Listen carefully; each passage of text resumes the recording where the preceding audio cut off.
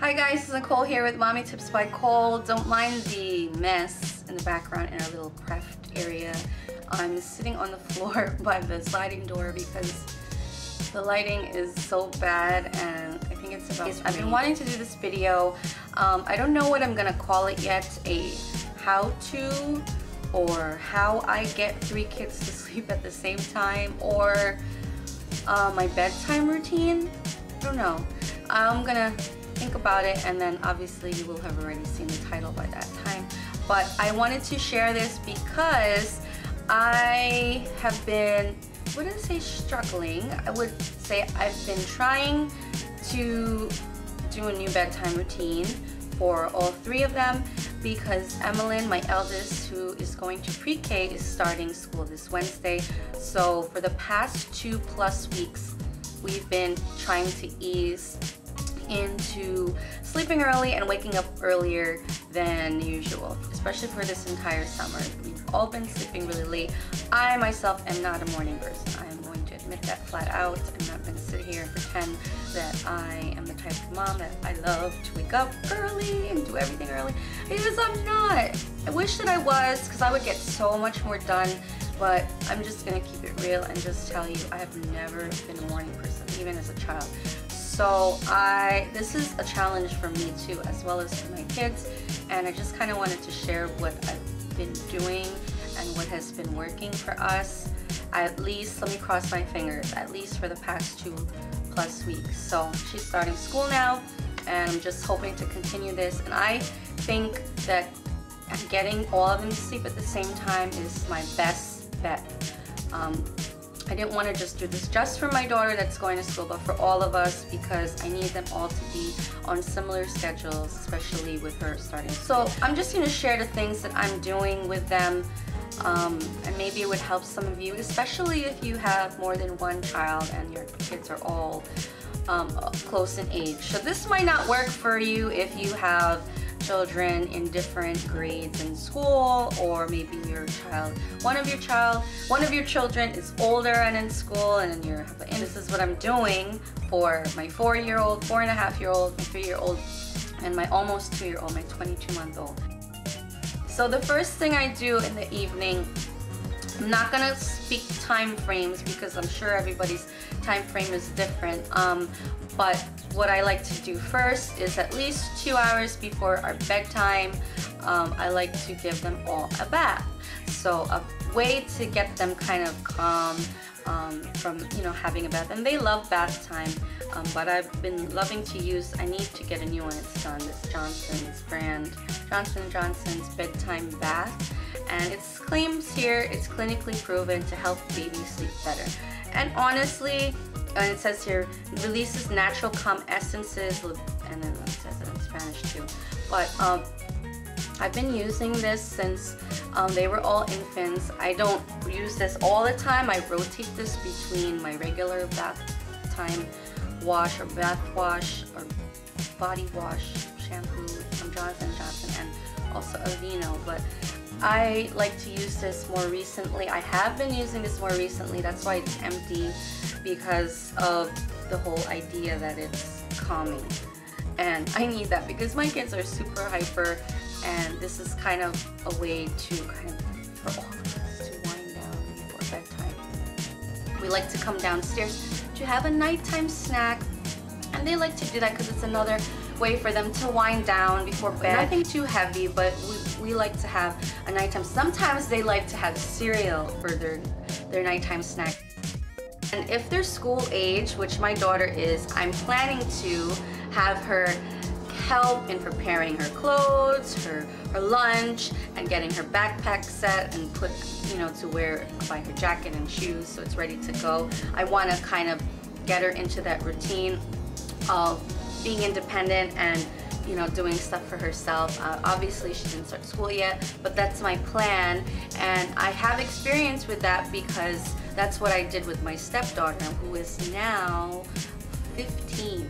So, but she no longer lives with us, but for the first, from preschool until 4th grade, that's what I was doing with her. I was teaching her to prepare her stuff the day before because it helps wonders in the morning, especially if the child is not a morning person or the mom, to have everything ready to go, and it teaches them to be very independent. And she got to a point when she was older where she was doing it by herself. So after that's all said and done, they have their snacks and school stuff's all prepared, I let them all pick a book. So I have 3 kids, so I each let them pick a book to read at nighttime.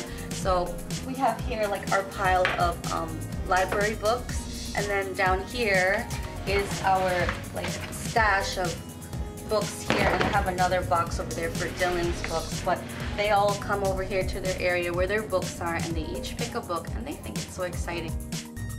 So after they pick their books, we all go to brush our teeth. So that's part of the routine as well. And after we brush our teeth, we all get into bed and we kind of dim the lights and just have like a little mini light by the bed to read our books. So one by one, they'll take turns on who goes first.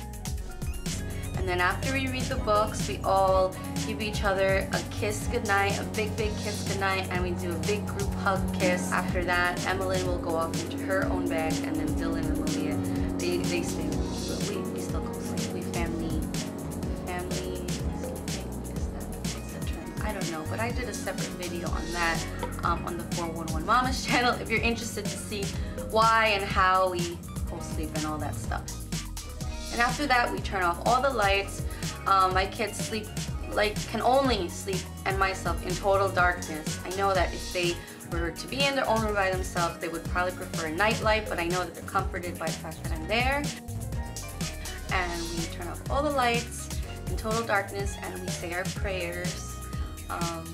It's really cute because Dylan is starting to learn them now that he's starting to talk, and Malia will always pray along with Emmeline, and they ask me to pray with them. So we all say our prayers and then say goodnight, and we go to sleep, or at least try to. There's always going to be days where they're not going to sleep right away. Just depends on the kind of day you have, or maybe there'll be days they're uneasy, or maybe they're sick or not feeling well, or just really irritable or cranky. And some of the things that work for us in helping them to ease them to sleep, and this might not work for everybody, but I just wanted to share what my husband and I like to do to help them, or to help all of us kind of sleep better and sleep easier, especially if they don't go to sleep right away, which doesn't happen all the time anyway.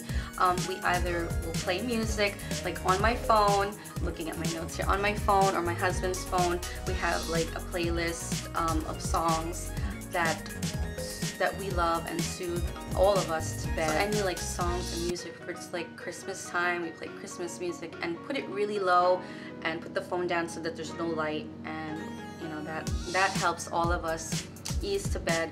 Or one of my daughters loves us to rub her back, so when she's really uneasy and twisting and turning in bed, she'll always tell us, "Can you rub my back?" So I guess just something about rubbing her back, or just the motion of it, kind of soothes her and puts her to sleep. Another thing my husband was always doing for my stepdaughter when she was little, and our children, was rubbing their forehead. Just something about rubbing it this way, like he uses his thumb, and then he goes like this from the bridge of their nose all the way up to the top of their head. Just like keep going, the same motion back and forth.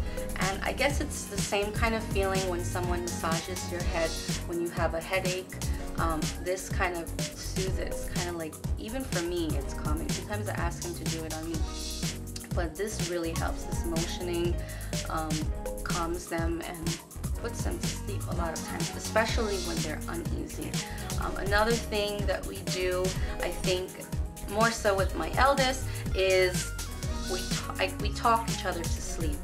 When she's like really fussy or cranky, I'll try to calm her down by talking in the dark, and say, just talking about what's your plans for the next day. Oh, tomorrow this is what we're gonna do. Or if it's not a school day because she hasn't gone to school yet, we're gonna go to the library and return our books, and what else do you have to do? And you know, just talking about anything kind of takes her mind off being uneasy and just calms her down even more.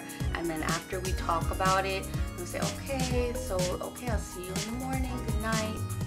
And that has been like a trick of mine that has helped a lot. And even a lot of times I'd be talking, maybe it's the sound of my voice too that kind of puts them to sleep, and then I would say their name, when my stepdaughter was little, and they would be fast asleep. So with all of that said, this is just something I really thought I really wanted to share with you guys, that are things that work for our family. Like I said, it might not work for everybody, and you might have your own way or method. And if you have some suggestions for me, please leave them in the comments down below, because I'm always looking for different ideas to kind of help them get to bed easier. And I'm just hoping that this continues and this becomes our regular routine, especially for the school year and for the next 2 years as my other two kids will start school.